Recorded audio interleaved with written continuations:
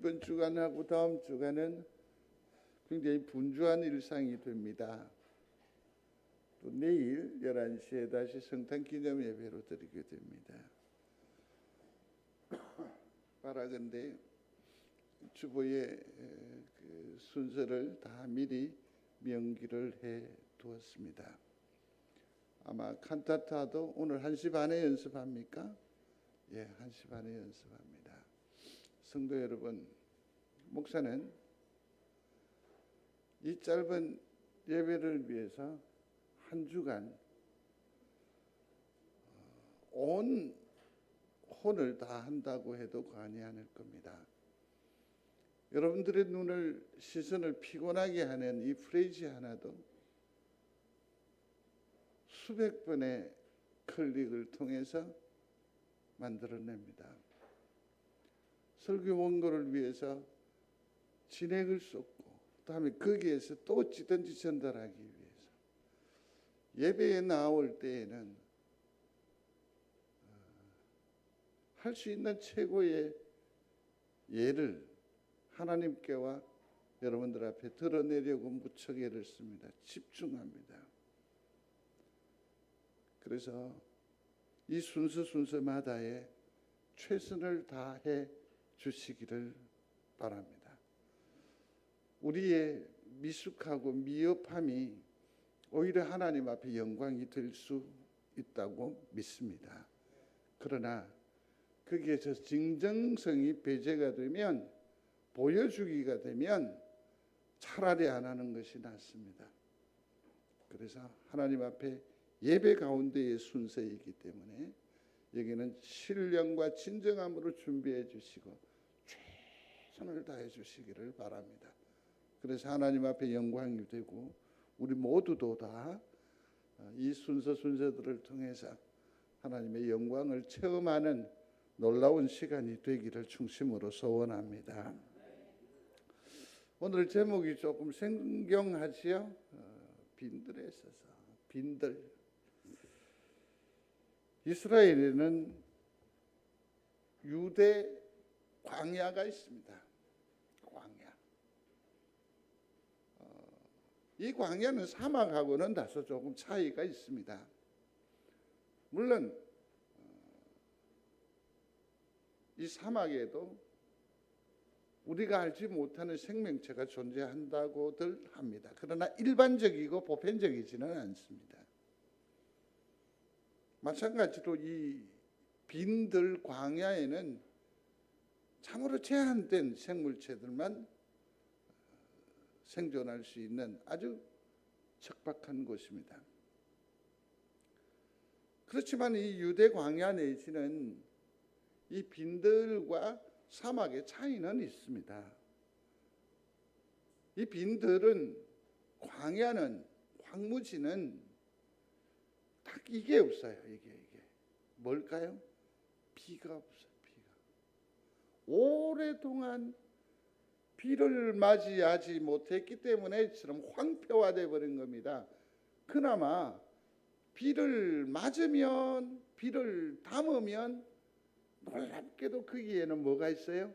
생명체가 움터요, 싹이 터요. 아주 제한적이고 부분적이지만 거기에도 생명이 움튼다라는 거죠. 이게 광야의 빈들의 특징이라고 할 수 있을 것입니다. 여기에는 대체적으로 한 세 부류의 사람들이 이곳을 찾습니다. 한 부류의 사람은 어떤 사람들이냐? 범죄한 사람들, 쫓기는 사람들이겠죠. 사람들의 눈을 피해서 숨어드는 거죠. 또 한 부류의 사람들은 뭡니까? 강도죠.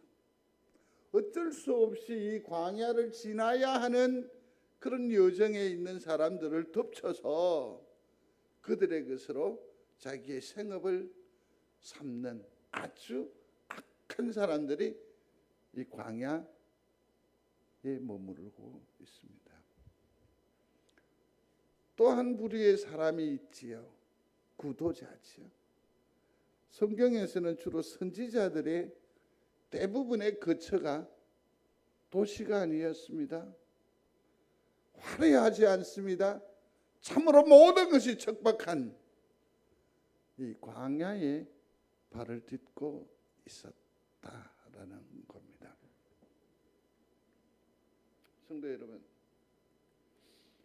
어쩌면 오늘날 우리의 자리도 마치 광야, 빈들과 같이 우울하잖아요. 쓸쓸합니다. 기쁨이 그다지 충만하지 않습니다. 이게 제대로 사는 건지, 참으로 낙심천만한 광야와 같은 우리의 인생의 여정이 아닌가라는 생각을 해보게 됩니다. 그런데요, 우리는 여기서 힌트를 얻었으면 좋겠습니다. 왜 선지자, 왜 하나님의 사람들은 굳이 광야로 빈들로 나아가야만 했는가? 왜 그 빈들로 나아가는가? 시선을 차단하기 위해서입니다. 잡음을 차단하기 위해서입니다. 빈들에 나아가면 하나님의 음성이 들렸어요. 빈들에서 보이지 않던 하나님을 만났다는 얘기 아닙니까? 사랑하는 성도 여러분, 내 처지가 빈들과 같습니까? 그러면 생각을 달리 해보십시오. 하나님께서 왜 나를 시선을 차단시키고 내게 소음을 차단시키셨는가? 그래서 나를 왜 이렇게 힘에 겹게 하는가? 하나님께서 우리를 만나시기를 원하신다고 하는 사인이 아닐까요? 때로는 울음이 필요합니다. 때로는 다리가 풀려서 펄썩 주저앉는 것 어쩔 수 없습니다. 그러나 그 자리에서 하늘을 보시기를 바랍니다. 하나님의 음성이 들려질 줄로 믿습니다. 하나님이 보여질 것입니다. 교회는 하나님께서 이 광야를 뭘로 삼으셨는지 아십니까? 광야 교회. 출애굽했었을 때에 그들에게 가지는 하나님의 영적 기대, 그것을 무엇을 통해서 배양을 하시고 훈련시키시고 이끌어내셔서 이 땅과 이 세상을 감당하게 하셨습니까? 이스라엘 되게 했습니까? 광야 교회를 통해서. 사람들은 말합니다. 목사님, 교회가 어디 있습니까? 송정에 있다고. 얼마 전까지 저는 비굴하게 이렇게 말했습니다. 해운대 송정에 있다고. 그때 나중에 생각하니까 저 자신이 너무 초라해지는 거예요. 그래서 요즘은 아예 얘기합니다. 송정에 있다고. 사람들은 묻습니다. 몇 명이나 모이느냐고. 예산이 어떻게 되느냐고. 이렇게 저렇게 행사를 도모할 때 돈을 얼마나 줄 수 있느냐고. 참 가소로운 질문입니다. 그래서 응대하지 않기로 했습니다. 우리 송정제일교회가 그처럼 열악할 수 있습니다. 빈약할 수 있습니다. 빈들과 같을 수 있습니다. 그러나 저는 소망 가운데에 사역의 수종을 듭니다. 왜냐하면 이게 빈들이라고, 이게 광야라고, 여기가 황무지라고, 그렇다면 나는 여기에서 하나님의 음성을 들으리라. 여기서 하나님을 만나리라. 그래서 저는 힘있게 사역합니다. 기죽지 않을 겁니다. 본부도 당당한 성도들이 되시기를 주의 이름으로 축복합니다. 오늘 1절에 보면 여러 사람이 등장을 합니다. 디베료 황제이지요. 황제. 이 사람의 거처는 황궁이겠죠. 아마 동시대에 이 황궁보다 더 화려할 수 있을까요? 이 황제의 눈치를 봐서라도 아마 똑같은 상들이라도 황궁에 있는 것보다는 빛을 덜 발하는 것을 썼을 가능성이 많습니다. 유대 총독 본디오 빌라도라고 했습니다. 그러면 팔레스타인 내지는 이스라엘 이 전 지역에서 총독으로 있으니까 비록 로마에 빌부터 사는 그런 신분이지만 어쨌든 이 지경에 있어서는 최고의 권력자 아닙니까? 대저택에 거했을 것입니다. 아시죠? 주님께서 심판을 받으실 때 이 사람들에게 이리 끌리고 저리 끌려갈 때에 본디오 빌라도 앞에 끌려갈 때에 기백 명의 사람이 함께 들어설 수 있는 대저택이었다라는 것 아닙니까?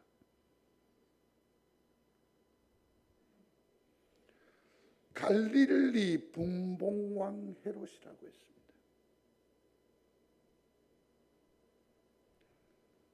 이두레와 드라고릿 분봉왕 빌립이라고 했습니다. 루시니아라고 했습니다. 다 왕들이에요, 왕들. 그러니 그가 거하는 곳은 당연히 뭐가 됩니까? 왕궁이 되겠죠. 왕궁이 되겠죠. 얼마 전에 누가 그런 얘기를 하더라고요. 내가 이번에 대전을 갔는데 무슨 호텔에 그런 예우를 하더라고요. 그래서 가만히 들었어요. 제가 가만히 듣고 있다가 아무 반응을 하지 않으니까 한 번 더 얘기하는 거예요. 그래서 제가 하는 말은 누우면 잠 잘 오냐? 내가 이 얘기를 말로 들어야 되는데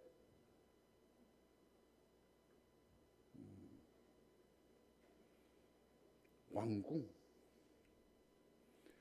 제사장이 한 명이어야 하는데 오늘 함께 하신 본문 1절에는 두 사람이 나와요. 두 사람이 나와요.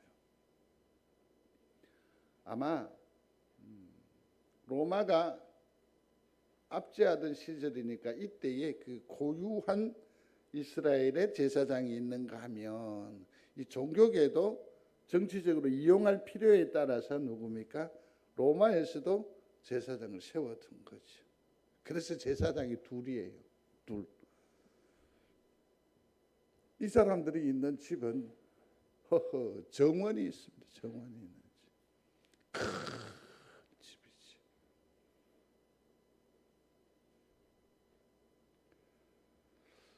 근데 우리는 놀라운 반전을 보고 있습니다. 2절인데요. 같이 읽겠습니다. 하나님의 말씀이 빈들에서 사가랴의 아들 요한에게 임한지라. 한 번 더 읽겠습니다. 하나님의 말씀이 빈들에서 사가랴의 아들 요한에게 임한지라. 아멘. 하나님의 말씀이, 하나님의 음성이, 하나님의 임재가 왕궁이 아니라 황궁이 아니라 대저택이 아니라 70평 아파트가 아니라 어디에 임했다?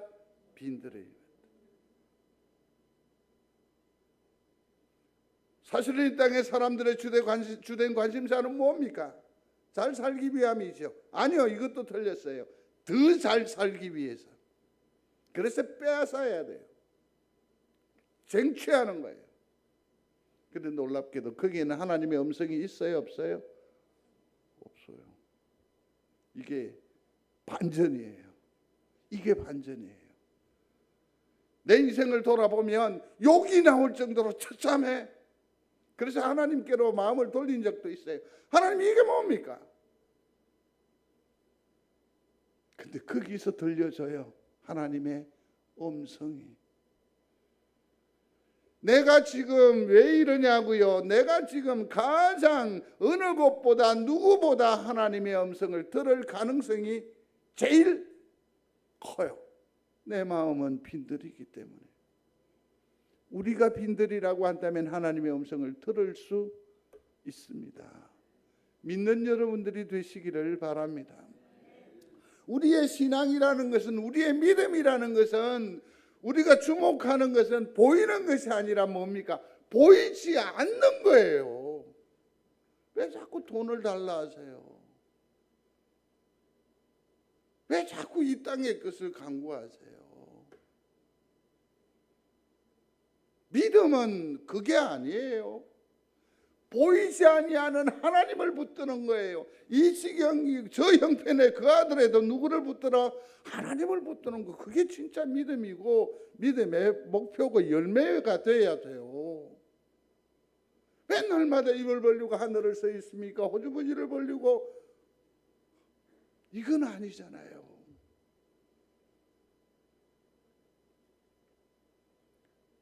하나님의 말씀이 빈들에서 사가랴의 아들 요한에게 임한지라. 하나님의 말씀이 빈들처럼 황무지가 되어버린 여기에 임하시기를 축원합니다. 이게 진짜죠. 참으로 쓸쓸합니다. 참으로 차갑습니다. 그럼에도 불구하고 내가 하나님의 음성을 들으면 내 심장 가운데 하나님의 피를 온기를 느끼고 산다면 그는 이 땅의 온전한 성도요 온전한 믿음의 사람이 되는 것 아닌가요? 그러한 놀라운 하나님의 영광을 일마다 때마다 누리며 사는 성도가 되시기를 주의 이름으로 축복합니다. 세상에 입은 옷, 세상의 어떤 것 가지고 비교하면서 기죽지 마십시오. 내 속에는 뭐가 있다? 하나님의 온기가 있다. 하나님의 비전이 있다. 하나님의 파워, 능력이 있다. 이러면서 세상을 헤쳐나가는 거죠. 교회는 관계가 아닙니다. 교회는요, 어떤 내 스트레스 해소의 장이 아닙니다. 교회는 내 재능의 발휘의 장이 아닙니다. 교회를 통해서 내 직분과 내 어떤 아닙니다. 교회를 통해서 우리는 뭘 하는 겁니까? 하나님의 음성을 들으며 하나님을 만나는 거룩한 곳이 되어야 합니다. 왜? 가능성이 있어요. 이 교회는. 왜? 빈들이기 때문에. 하나님을 보는 귀한 은혜가 있게 되기를 거듭 소원합니다. 예수님은 광야에서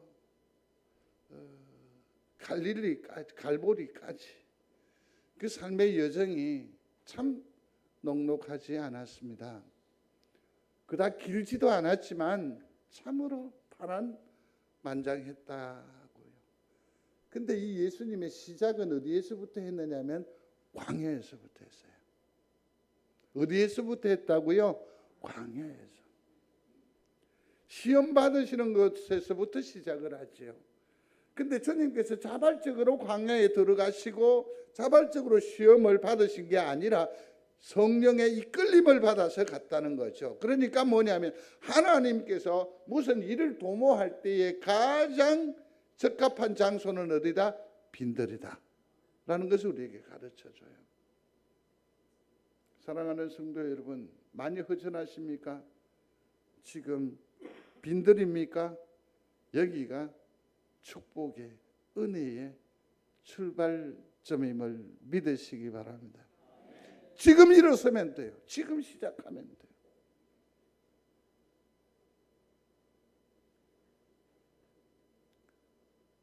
돌덩이를 가지고 떡을 만들라고. 주님께서 말씀하십니다. 사람은 밥으로만 사는 게 아니야. 사람은 하나님의 입으로 나오는 모든 말씀으로 사는 거야. 뭐로 산다고요? 말씀으로. 그런데 우리같이 말씀 안 읽는 사람, 말씀 안 먹는 사람 참 쉽지 않죠? 말씀으로 사는 거라고 했는데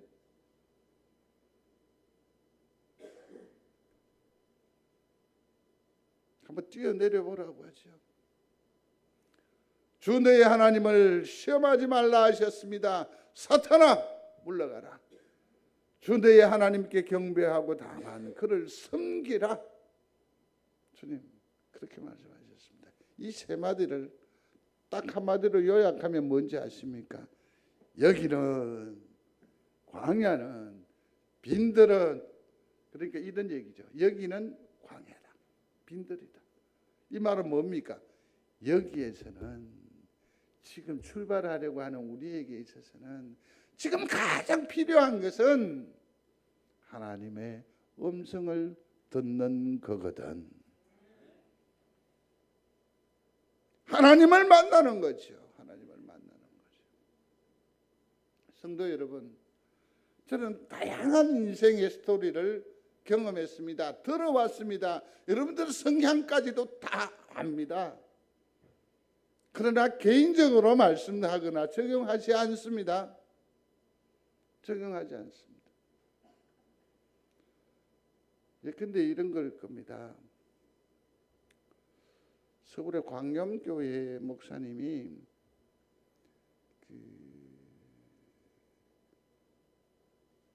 사역을 상담학을 전공을 하셨습니다. 그래서 급하게 전화가 와서 갔더니 부부가 싸우는 겁니다. 엉망진창이 된 거죠. 그래서 아무 말도 못하고 이것저것 주섬주섬 막 수습을 하는데 그 남집사가 목사님, 정권사의 30년 신앙생활의 실체를 보십시오.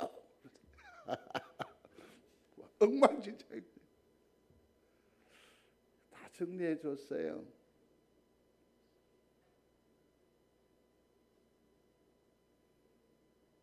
저 정권사하고 이 집사가 신앙생활 잘 했겠어요? 못했어요. 얼마지 않아서 교회를 떠났다고 생각하는 거예요. 내가 다시 그러한 자리에 있으면 내가 그 집에 안 갔다고. 목사가 그 부끄러운 현장을 목격했거든. 그보다 더 치열하게 싸웠어도 목사가 보지 않았으면 다음날 헤헤하며 손잡고 교회 왔었을 거야. 근데 누가 봤어?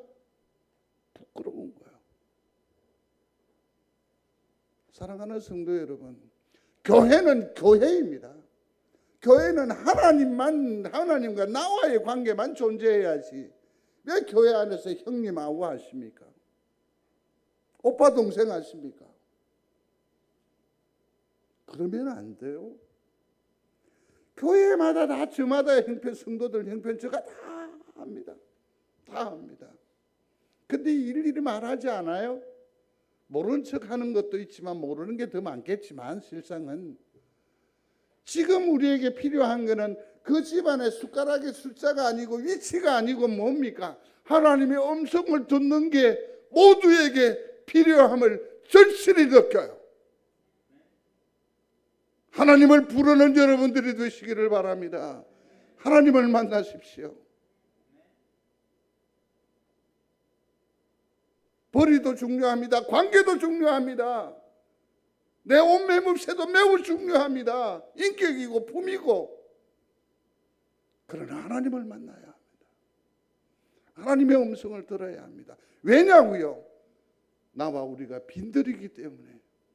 쓸쓸하다며, 공허하다며, 무엇으로 채울래요?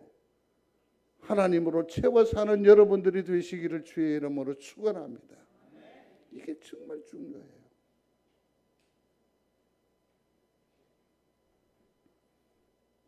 목사를 탓하실 수도 있겠습니다. 그렇지만 성도 여러분, 저는 한국 강단에서 이렇듯 본질을 얘기하고 정말 성경을 복음을 얘기할 때에 환영받지 못하고 부응하지 못하는 수많은 사례를 봐왔습니다. 그래서 저도 얼마나 많은 애를 써봅니다. 갈등합니다. 듣기 좋은 소리 하고 싶습니다. 개인적으로 전화해서 아이고 장로님이 내게 행님벌이라요, 아버지라요 부탁하고 하양 얼마든지 하겠어요. 필요하다면. 그러나 하지 않아요. 왠지 아세요? 이 교회는 황 목사의 사업장이 아니고 여러분들의 교제의 장이 아니에요. 하나님, 주님의 교회이기 때문에 그러고 싶은데 그러지 않아요. 그러고 싶은데 그러지 않아요. 이곳에서 하나님을 만나는 영광이 있게 되기를 거듭 축복합니다. 하나님이 보이고 하나님이 들리는 광야입니다. 모세 보십시오. 그는 애굽 바로의 궁에서 하나님을 만나지 못했어요. 미디안 광야에 버려진 도망자로서 삶을 겨우 꾸려 나아갈 그때에 하나님을 만났습니다. 지금 빈들인 우리도 하나님을 여기에서 만날 수 있게 되기를 바랍니다. 다윗도, 이새의 아들 다윗도 모든 아들이 다 집안에 있습니다. 사무엘 앞에 있었습니다. 그러나 다윗은 어디에 있었습니까? 빈들에 있었습니다. 빈들에 있지만 하나님의 관심과 하나님의 시선과 하나님의 마음은 광야 다윗에게 있었습니다. 그래서 하나님께서 그를 사용하셨습니다. 빈들입니까? 초라하게 여기지 마십시오. 하나님의 시선은 우리에게 임하여 계심을 믿습니다. 엘리야와 엘리사 보십시오. 참으로 이 두 사람의 사역은 보면 엘리야는 이렇게 설명을 해볼까요? 요단강이 몇 번 열리는지 아십니까? 2번 열려요.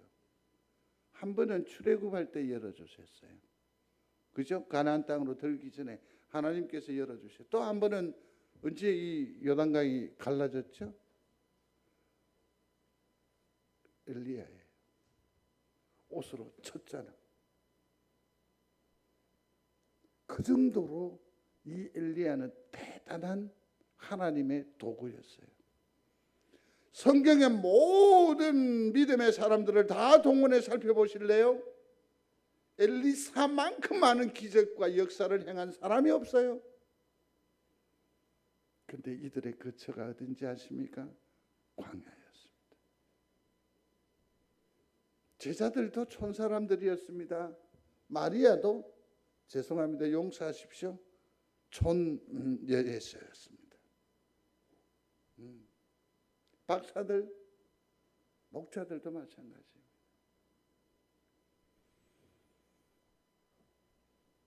지금 내가 쓴 곳이 빈들 아닙니까? 주님은 이렇게 말씀하십니다. 같이 읽어보겠습니다. 처녀가 아들을 낳을 것이라. 이 말씀이 나와 상관이 있습니까? 없습니까? 상관이 있다고 믿으시면 아멘. 대단한 신학적인 해안을 가지고 계시는 겁니다. 처녀가 아들을 낳을 것이라. 이것을 믿지 않을까 봐서 신약 성경은 똑같은 이사야 40장 3절의 말씀을 누가복음 3장 3절로 6절에서 이렇게 말합니다. 같이 읽습니다. 너희는 주의 길을 준비하라. 그의 오실 길을 곧게 하라. 모든 골짜기가 메워지고 모든 산과 작은 산이 낮아지고 굽은 것이 곧아지고 험한 길이 평단하여질 것이요 모든 육체가 하나님의 구원하심을 보리라. 아멘. 처녀가 아들을 낳을 것입니다. 근데 쉽게 동의할 수가 없어요. 근데 신약 시대에는 이걸 또 풀어서 뭐라고 말합니까? 낮추라고, 곧게 하라고. 그렇게 하면 뭐가 열려져요? 놀랍게도 믿음의 눈이 열려져요. 그러면서 이것을 보게 돼요. 그래서 한 걸음 더 나아가지요. 이걸 통해서 뭘 보느냐면 하나님을 볼 수가 있어요. 그래서 이런 얘기죠. 마음이 청결한 자는 하나님을 본다. 이 말은 믿음이 있는 자는 처녀가 아들을 낳을 것이요 라는 이 문구를, 이 소리를 통해서 예수 그리스도를 봐요. 그러한 은혜가 있게 되기를 바랍니다. 그래서 이 말에는 믿음이 필요해요. 믿음이. 그래서 이렇게 정의해 볼 수 있습니다. 내가 주의 얼굴을 배웁시다. 없습니다. 언제? 내일. 믿으시면 아멘. 이 소리가 어디에서 임하여 왔다? 광야에서. 어디에? 빈들인 나에게. 그러면 내가 화답할 수 있는 소리는 뭡니까? 자, 묻습니다. 처녀가 아들을 낳을 것이라. 아멘. 내가 주의 얼굴을 내일 뵙겠습니다. 이게 신앙의 스토리요, 문구요, 고리예요. 참으로 오늘 많은 말씀을 드렸는데 이 구절들을 이렇게 꿰면 예수 그리스도가 나를 위해서 오심을 믿습니다. 그렇게 되는 거예요. 오늘 장로님 기도하셨는데 말씀이 육신이 되었다라고 했습니다. 뭐라고요? 말씀이 육신이 되어서 우리에게로 오셨다라고 했습니다.